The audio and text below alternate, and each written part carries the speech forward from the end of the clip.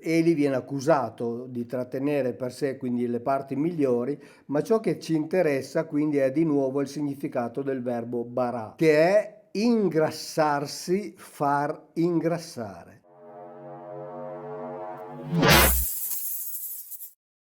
Buongiorno, ormai siamo davvero tanti in questa community, abbiamo superato i 300.000 amici, quindi vogliamo dedicare questo video in modo particolare a quelli nuovi per affrontare questo argomento, ma senza dimenticare i veterani, chiamiamoli così, cioè quelli che sono con noi dall'inizio proprio, dai primi momenti da anni fa. Sono ormai 6 anni. Sono ormai 6 sei anni. anni, quindi ci sono dei veri e propri veterani. Però appunto vogliamo parlare di questo tema in un modo che prevede, come dire, ragionamenti e riflessioni intriganti, apparentemente anche assurde, se le leggiamo alla luce della versione che ce ne dà la teologia. Oggi ritorniamo alle origini, qui con Elisabetta. Ciao a tutti. E lei studia ebraico con la Università Ebraica di Gerusalemme, ormai è al quinto anno, e quindi mi supporta anche dal punto di vista linguistico ormai. Ripartiamo da Genesi 1, versetto 1. Bereshit bara Elohim et Hashamayim vet Haaretz. All'inizio Elohim creò o produsse i cieli e la terra. La prima domanda, Mauro, è inevitabile. Il termine Elohim nella Bibbia viene tradotto sempre come singolare, ma nel testo è spesso trattato come un plurale. Ne discutiamo spesso anche durante le nostre lezioni, ma ne riparleremo ancora in qualche video prossimo, perché oggi vogliamo dedicarci unicamente al termine bara.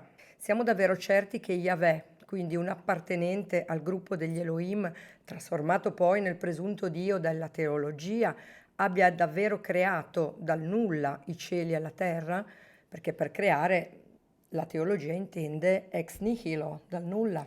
Certamente. Allora tu dici, siamo veramente sicuri che... A me viene da dire che siamo sicuri dell'esatto contrario, cioè Elohim, chiamiamolo così, intendendolo come gruppo di individui, questo gruppo di Elohim, quindi Yahweh stesso, non ha creato un bel nulla, nel senso di creare ex nihilo. Mi rendo conto che dopo una simile affermazione è necessario documentare e quindi esamineremo dei passi che sono da secoli interpretati in tal senso, ma prima ancora ci chiediamo innanzitutto che cosa dice lui di se stesso, cioè proprio quel presunto Dio a cui viene attribuita la creazione. Per esempio la studiosa ebrea Lia Bat Adam scrive nel suo libro Esodo: Yahweh non si presenta come entità ideale, né si autoproclama creatore di universi, non rivendicando a sé alcun altro merito né attributo. È unicamente in veste di liberatore e vindice, condottiero e sponsor che egli al principio compare. E compare al tempo del nipote di Adamo. Quindi quando si comincia ad invocare dice la Bibbia il nome di Yahweh, quindi il nome di questo presunto Dio, il che significa che hanno cominciato ad invocarlo a cose fatte in realtà, quindi lui non ha neppure partecipato a quell'atto iniziale che poi vedremo che cos'è, cioè tutt'altro che una creazione. E quindi direi che possiamo iniziare verificando, in sintesi, almeno perché sono tante, alcune sue dichiarazioni, direi presentazioni, perché lui aveva proprio bisogno di presentarsi e questa è una cosa che direi quasi ridicola pensando al Dio assoluto, creatore degli universi. Quindi se leggiamo i passaggi dei colloqui con, ad esempio, Adamo ed Eva, quando gli Elohim parlano con Adamo ed Eva, Yahweh non avverte nemmeno la necessità di presentarsi perché in precedenza li aveva formati, cioè li aveva fabbricati, non creati direttamente lui, e il loro contatto era continuo, quindi qui non ha bisogno di presentarsi perché nel famoso Gan posto in Eden, quello che noi conosciamo come paradiso terrestre, il contatto era continuo. In ogni caso non dice mai a loro di essere il creatore di tutto ciò che esiste. Quindi non si impone mai come tale. Secondo la lettura tradizionale, prima crea l'universo e qui entriamo in una prima, chiamiamola pure assurdità, perché mi viene da sorridere perché in questo universo mancava quello che noi conosciamo come firmamento e che viene tradotto anche nelle Bibbie come firmamento, ma poi ne parleremo. Quindi tu pensate amici, che Dio crea l'universo ma non c'è il firmamento. Che cavolo ha creato? Cioè, cosa c'era in questo universo che mancava il firmamento? Mancavano gli astri, mancavano i pianeti, no? Mancavano le stelle, mancavano tutti i corpi celesti. E siamo in Genesi 2 e solo dopo aver fatto altri interventi, tra l'altro, dice e vide che era cosa buona, cioè fa delle cose che vi invito anche a leggere, ovviamente nella Genesi, sapete, io invito sempre a leggere la Bibbia anche per verificare le cose che dico, e ogni volta che faceva una cosa diceva e vide che era cosa buona. E lo dice solo dopo aver fatto tutta una serie di interventi, perché ci sono elementi che fanno riflettere e anche sorridere, ma lo vedremo nei prossimi video perché lì dove c'è scritto secondo la teologia creò il firmamento, in realtà si parla di tutt'altro. Cioè lui fa una serie di interventi dove non dice e vide che era cosa buona, ma deve fare una serie di operazioni prima di ritenersi soddisfatto. Pensate Dio, no? Che fa così e crea gli universi o l'universo, lo crea senza il firmamento, scusate se mi viene a sorridere ma è troppo, fa il firmamento, poi però è obbligato a fare altre cose perché il lavoro non è finito, cioè il lavoro rimane incompiuto, non basta il firmamento. Allora lo ripeto perché è importante rifletterci, crea l'universo senza il firmamento, si accorge che non c'è il firmamento, fabbrica il firmamento, ma non è ancora cosa buona, farà altre cose che poi diremo e solo dopo aver fatto queste altre cose dice e vide che era cosa buona. In Genesi 6 leggiamo che lui si accorge appunto che anche dopo aver fatto l'uomo, dopo aver fatto l'Adam, si accorge che l'umanità non è come l'avrebbe voluta e qui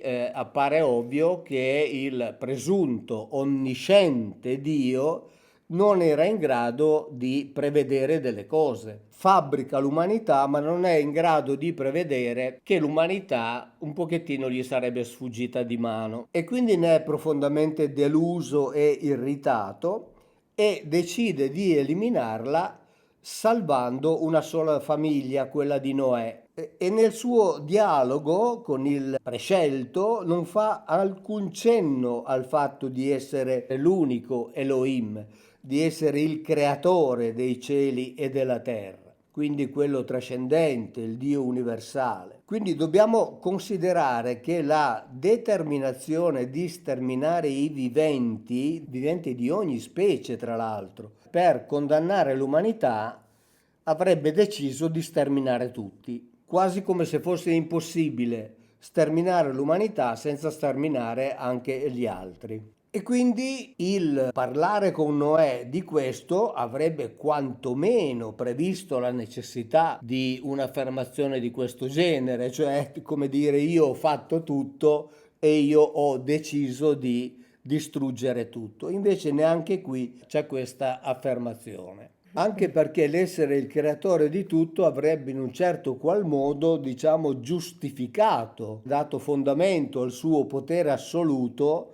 di decidere della vita e della morte delle cosiddette creature di ogni specie, ma non avverte la necessità di affermarlo. In Genesi 12 lui si rivolge ad Abramo ed entra immediatamente nel merito della sua proposta, più che proposta è un ordine in realtà, gli ordina di andarsene dalla sua terra, di abbandonare la parentela, la famiglia, la casa di suo padre per raggiungere una nuova terra, quella che lui gli mostrerà, e anche qui nessuna presentazione, nessuna autocertificazione in qualità di creatore assoluto del tutto, come essere supremo, quindi era dotato di ogni diritto sul mondo. Difatti parla di una nuova terra che bisogna andare a conquistare e quindi non viene assegnata con immediata facilità come avrebbe potuto fare un dio. E anche qui la cosa interessante è che di tutta la famiglia di Abramo ne chiama uno solo.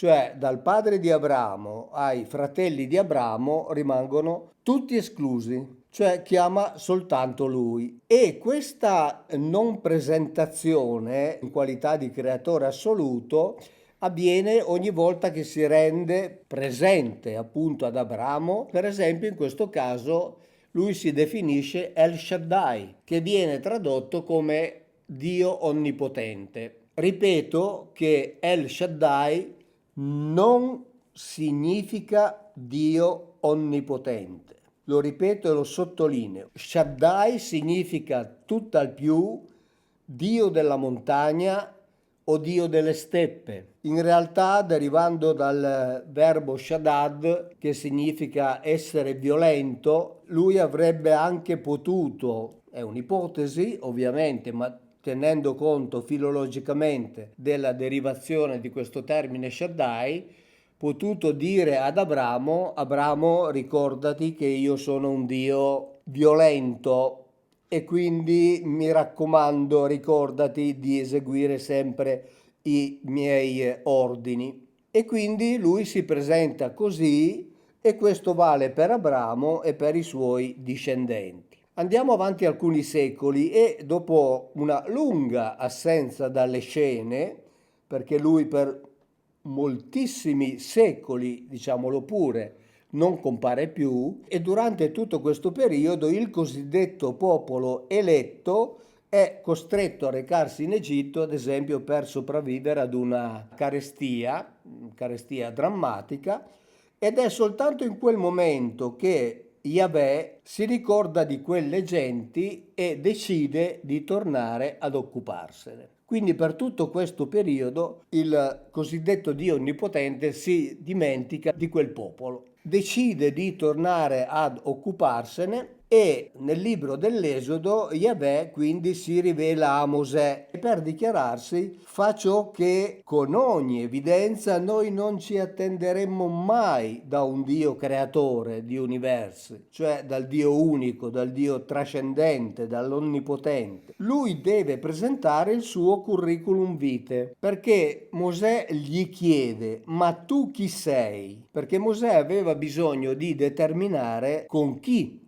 stava parlando. E perché aveva bisogno di determinarlo? Perché Mosè sapeva di parlare con uno degli Elohim e quindi gli chiede qual è, ovviamente. E lui gli presenta il suo curriculum, che è costituito esclusivamente da operazioni, da azioni terrene che risultano essere addirittura di gran lunga inferiori a quelle per esempio compiute da altri normalissimi regnanti dell'epoca. Si limita a dire: io sono quello che ha parlato io sono quello che si è presentato ad Abramo, io sono quello che io sono il cosiddetto Dio di Isacco, il Dio di Giacobbe. Quindi presenta la sua carta di identità.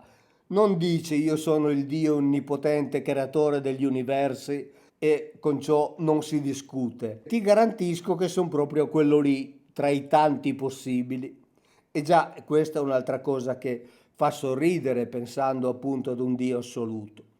Quindi ancora una volta lui non fa alcun cenno alla sua potenza creatrice, anzi, diciamo, scopriamo ciò che non ci attenderemmo assolutamente da un Dio unico universale, e con stupore, direi, cogliamo che ha la necessità proprio di farsi riconoscere, come dicevo un attimo fa, cioè di spiegare che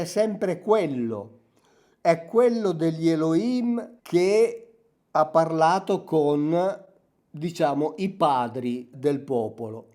E addirittura, ad esempio, in Genesi 35 viene ricordato dagli altri Elohim che parlano con Giacobbe, cioè il figlio di Isacco, e gli dicono: tu, Giacobbe, devi costruire un altare, quindi fare dei sacrifici, quindi fare quei doni che gli Elohim volevano e di cui abbiamo parlato tante volte, sacrifici sempre di carne bruciata, di fumo da, diciamolo pure, da annusare, eccetera, e gli dicono: tu devi fare un altare a quell'Elohim che ti si è fatto vedere. Quindi in realtà anche qui di nuovo c'è una distinzione netta tra quell'Elohim che si è fatto vedere a Giacobbe e gli altri, anche perché si erano suddivisi il potere e a Yahweh era stato affidato non il popolo degli ebrei,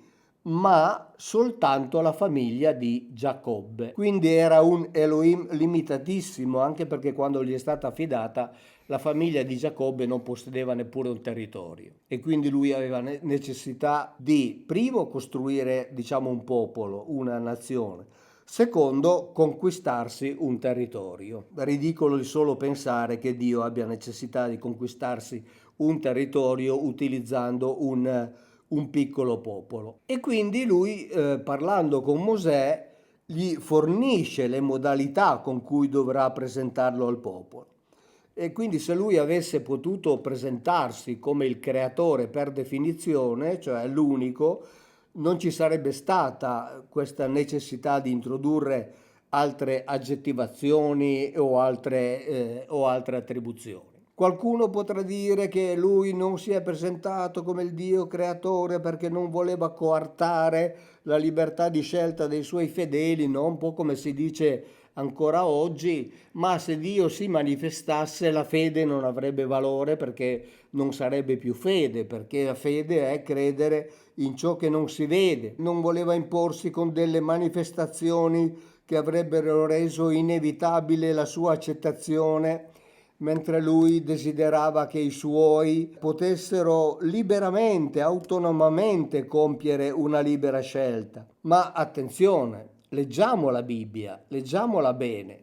Queste affermazioni contrastano con tutto il suo comportamento successivo, che consisteva nel manifestarsi continuamente con prodigi proprio finalizzati a stupire per dare prova della sua potenza, delle sue capacità, ma soprattutto purtroppo consisteva molto spesso nell'uccidere, manifestazione del Dio dell'amore, o quantomeno nel minacciare di uccidere chiunque osasse contrastare i suoi ordini o contravvenire ai suoi imperativi. Prima ho citato la studiosa Lia Batadam, e lei ha fatto un conteggio, ripeto, un'ebrea, e ha contato ad esempio in 40.000 solo i suoi seguaci, cioè quelli appartenenti al suo popolo, che lui ha massacrato, fatto massacrare per il solo fatto di non avere eseguito alla lettera gli ordini che lui aveva impartito. Quindi se le cose stessero come sostengono i difensori a oltranza della amorevole spiritualità di quel Dio, dovremmo riconoscere che aveva un concetto di libertà di scelta veramente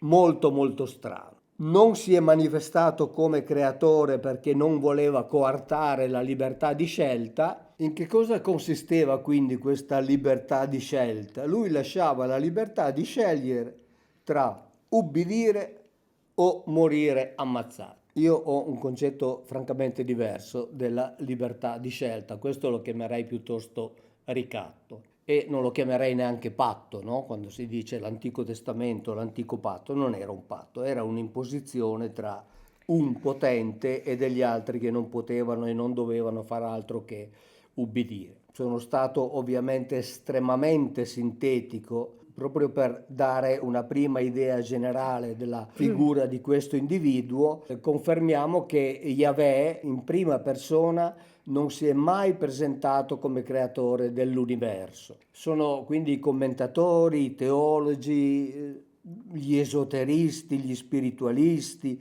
i credenti a definirlo così. E allora, come leggiamo il primo versetto della Genesi? Scusate la mia voce. Quel primo capitolo ci racconta l'evento unico della creazione o ci narra una storia molto più terrena? Il tutto verte in effetti su un vocabolo e sulle azioni che gli Elohim compiono in successione. Quindi questo verbo bara, che viene sempre tradotto con creò e molte volte ricorre nell'Antico Testamento, come andrebbe realmente tradotto? Ritorniamo allora a Bereshit bara Elohim. All'inizio Elohim creò o produsse qualcosa. Sì, il tutto, diciamo, ruota attorno a questo vocabolo, ma ne aggiungerei poi anche un altro di cui parleremo e che si richiama a quel firmamento di cui dicevo prima, concetto che affronteremo in un altro video. Per quanto riguarda bara, non significa assolutamente creare dal nulla.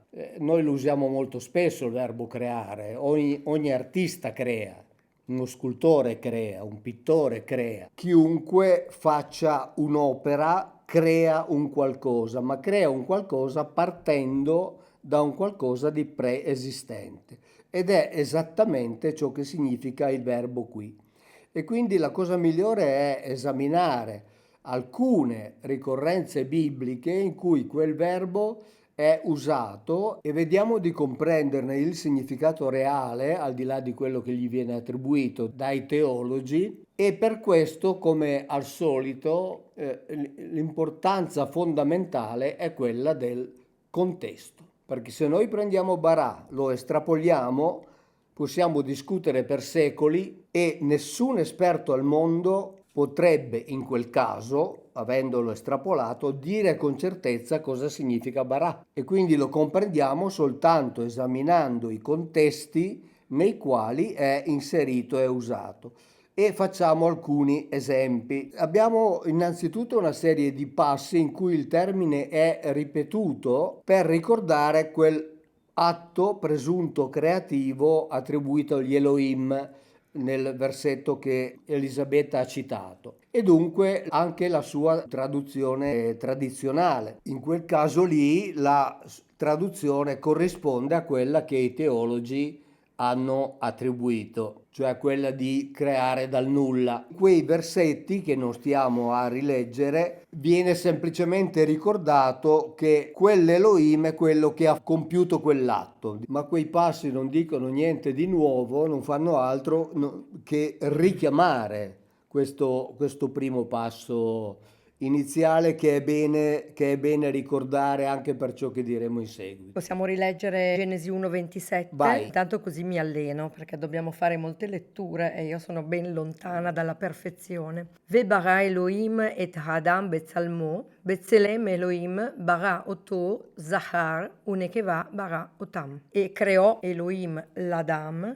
in sua immagine, maschio e femmina li creò. In questo passaggio cruciale è narrata quindi la formazione dell'uomo. Sì, è così. E qui troviamo bara e troveremo questo verbo ancora in seguito in numerosi passi dove non si fa che richiamare l'atto del primo versetto della Genesi. E qui ovviamente la teologia non fa che riprendere il modo in cui l'ha tradotto nel versetto che ha letto Elisabetta poc'anzi e continua a tradurlo come creare. Ma vediamo ora invece, procedendo con ordine, come è usato il termine bara negli altri passi antico-testamentari, cioè quindi quelli in cui è usato in modo autonomo e che non dipendono da questo versetto di Genesi e non sono collegati a questi due versetti, che sono quelli che inducono appunto i teologi a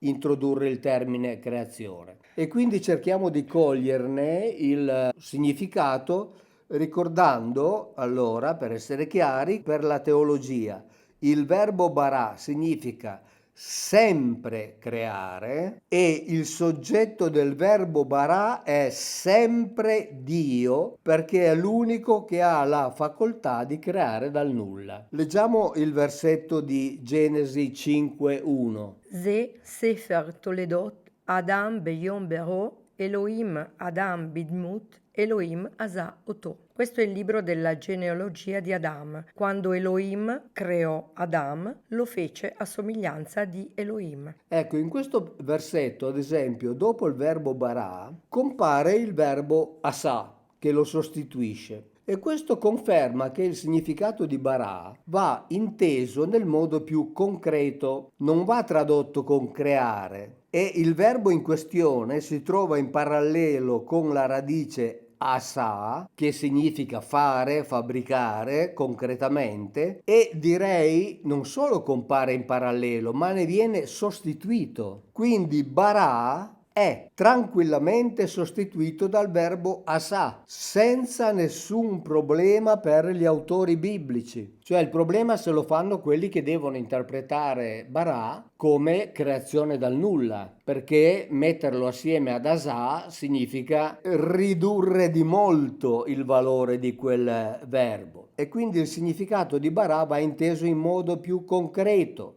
E asa significa sempre, come ho detto, fare, fabbricare, costruire, compiere quindi operazioni concrete che prevedono, questo è importante, una materia preesistente sulla quale si opera e con la quale si agisce. E in genere si opera quasi per distinzione o per sottrazione, quindi non c'è creazione ex nihilo. E bisogna anche sapere che il concetto astratto di creare ex nihilo, cioè creare dal nulla, non è presente nell'antico pensiero ebraico e più in generale non è presente nell'antico pensiero semitico, così come non sono presenti altri concetti astratti, cioè quelli della immortalità, dell'onniscienza, della trascendenza. Quindi anche creazione dal nulla va inserito in tutta quella serie di termini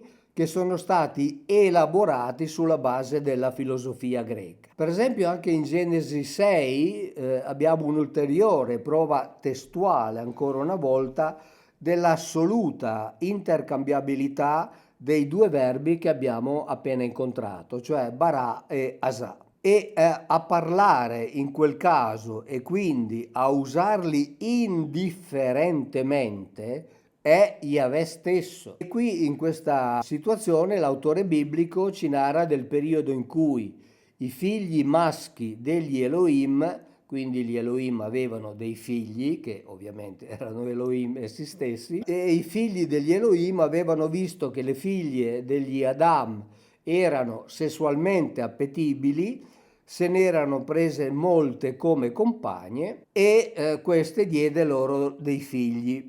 E Yahweh decide in quel momento di non interessarsi più della specie terrestre e anzi, vedendo la malvagità, direi senza limiti, di quelli che lui stesso o comunque il gruppo degli Elohim aveva prodotto, decide di sterminarli. ויאמר יהוה אלוהים את האדם אשר בראתי מעל פני מאדמה. Allora Yahweh disse, voglio cancellare dalla faccia della terra l'Adam che ho fatto. E prosegue, Me'adam ad Behemah, ad Remesh ve'ad ov Ashamaim chi nihapti chi asitim. E sia Adam e bestiame e cose striscianti e uccelli del cielo, poiché mi pento di averli fatti. Cioè voglio cancellare dalla faccia della terra l'uomo che ho creato, barati, da uomo fino a bestiame, fino a rettile e fino a uccello. Nel versetto vediamo che barati e assiti sono usati da lui stesso come normalissimi sinonimi. E va detto che già nel versetto precedente, Genesi 6, versetto 6, l'autore biblico si era preso la libertà di usare la radice asa, chiaramente fare, per dire che Yahweh aveva prodotto quella parte di umanità, cioè gli Adamiti, come abbiamo già spiegato tante volte. E difatti nel versetto 6 Vainachem Jehovah ki asa et ha'adam ba'aretz bait yazev et lebo. E Yahweh si pentì di aver fatto l'Adam sulla terra e si addolorò in cuor suo. sempre sono affascinato quando sento leggere o quando leggo, perché vengono fuori delle realtà diverse, cioè non abbiamo dubbi e non li avevano neppure gli autori biblici.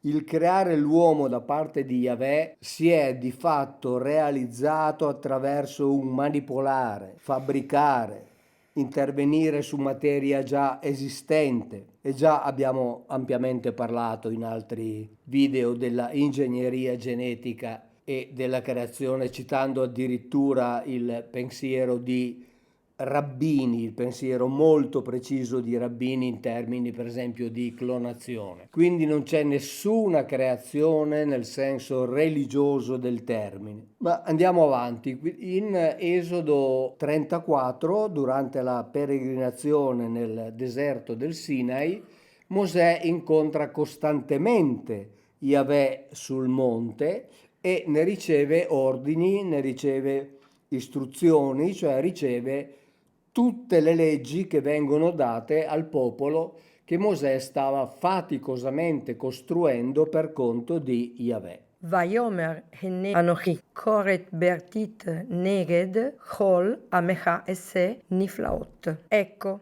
poiché io farò un patto, innanzitutto alla tua gente io farò meraviglie come mai nessuno ha fatto.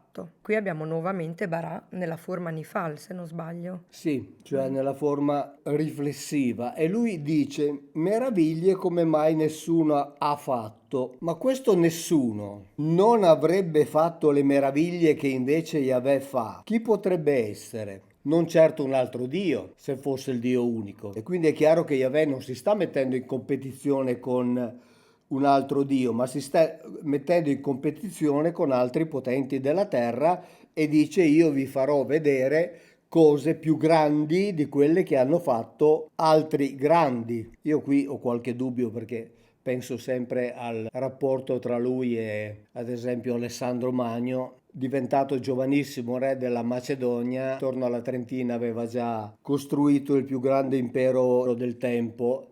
E se penso invece a tutto il tempo che ci ha impiegato Yahweh con i suoi a conquistare quel fazzoletto di terra che ancora non è stabilmente conquistato, direi che non si tratta di una grande meraviglia. Comunque, torniamo ai verbi.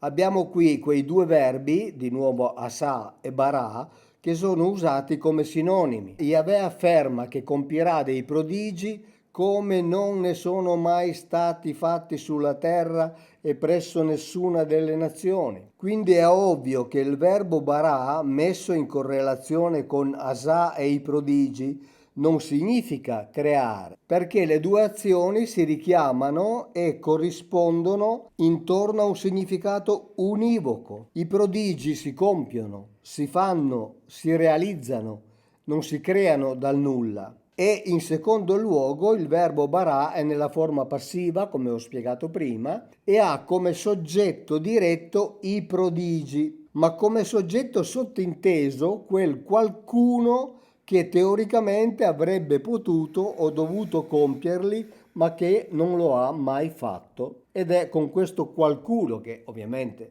è un qualcuno generico, che lui si paragona. E quindi senza alcuna ombra di dubbio, ancora una volta qui il verbo barà non significa creare. In numeri 16 ci troviamo nello stesso ambiente, cioè il deserto, nello stesso periodo, la peregrinazione, e tre israeliti, Core, Datan e Abiram, affiancati da 250 uomini, mettono in discussione il primato di Mosè e Aronne e ne contestano la leadership, quindi una cosa gravissima, assolutamente gravissima. E l'episodio termina in modo drammatico, cioè questa ribellione, questa contestazione, perché Yahweh interviene di persona, stermina i ribelli che quindi facevano parte del suo popolo, facendo sprofondare il terreno sotto le tende e sotto le famiglie dei tre capi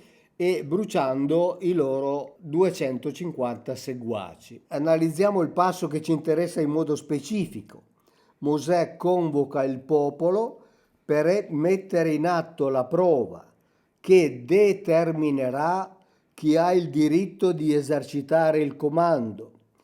Attribuisce naturalmente la scelta a Yahweh dicendo che se quelli moriranno di morte naturale, lui non avrà il diritto di mantenere il potere, che poi di fatto continuerà a esercitare perché quelli non sono morti di morte naturale, quindi Dio non li ha fatti morire di morte naturale, ma ha messo in atto, direi proprio una sorta di scenografia tanto eclatante quanto drammatica. E siamo quindi in Numeri 16:30. Vehim beria ivra, Jehovah watsa hadama et piau bala otam, veet kol asher lahem, veyardu chaim, sheola vidatem ki niatsu hahanashim haelet et Jehovah. Ma se Yahweh farà nuova cosa e la terra apre la sua bocca, inghiottendo loro e tutto quanto appartiene a loro,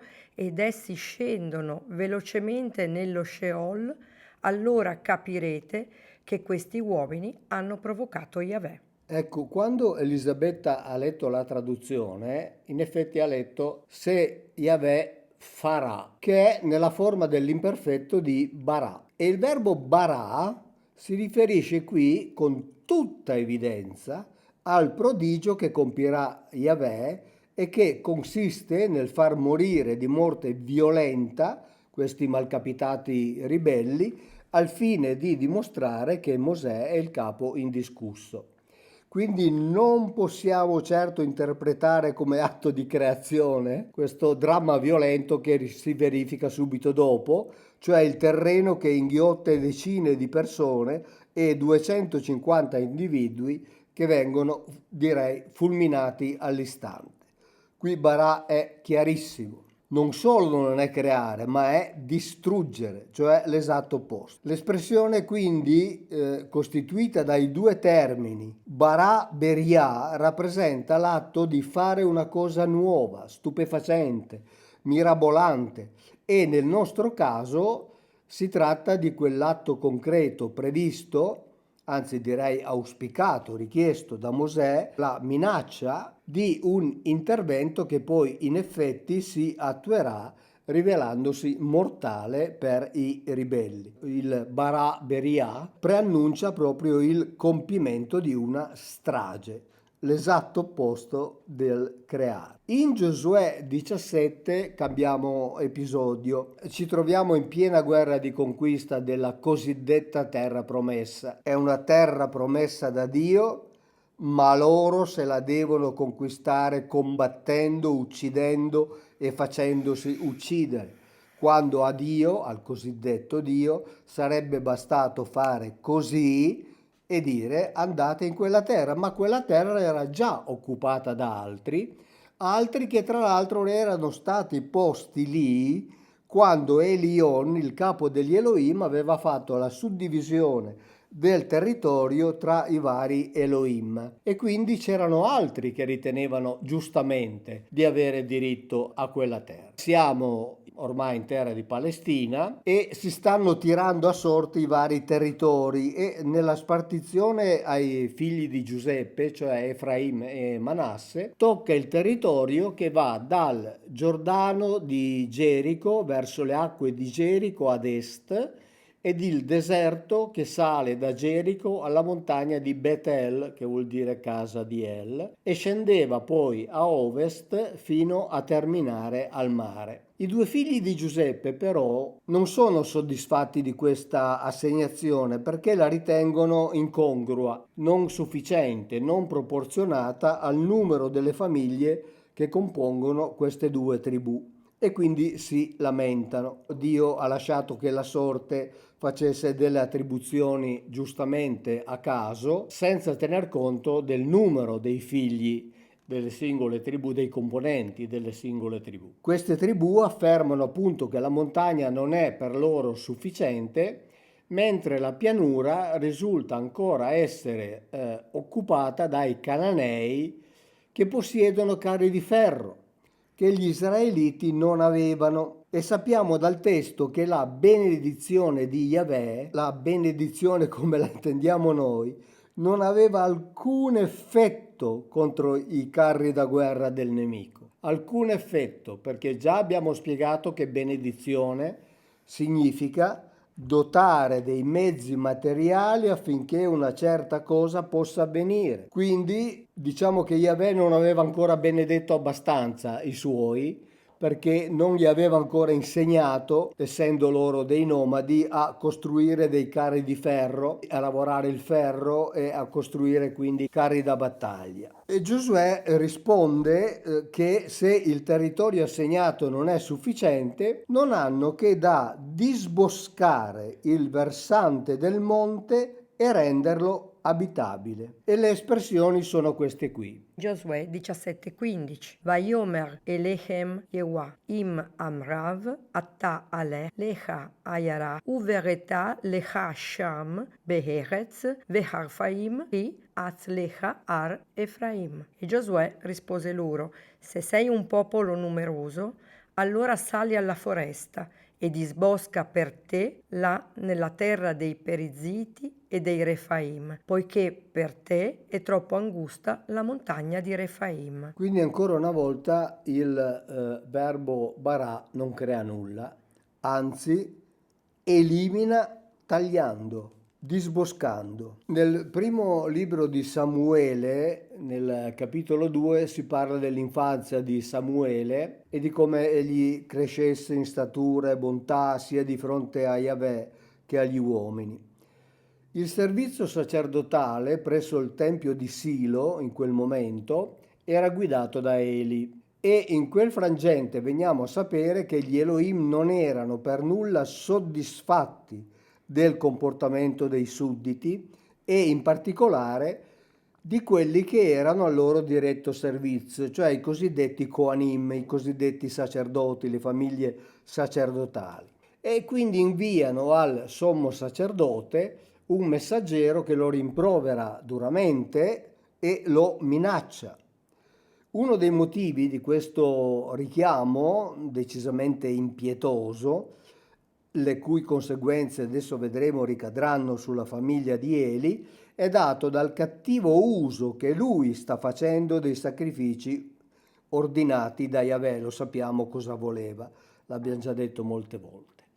E Samuele pone a Eli una domanda che è in realtà un rimprovero, un duro rimprovero. Samuele 2:29 Lamma tivatu betzivechi uvemin hati asher tziviti mahon vatechabet et baneicha mimeni lehavriachem mareshit kol minhat Israel leami.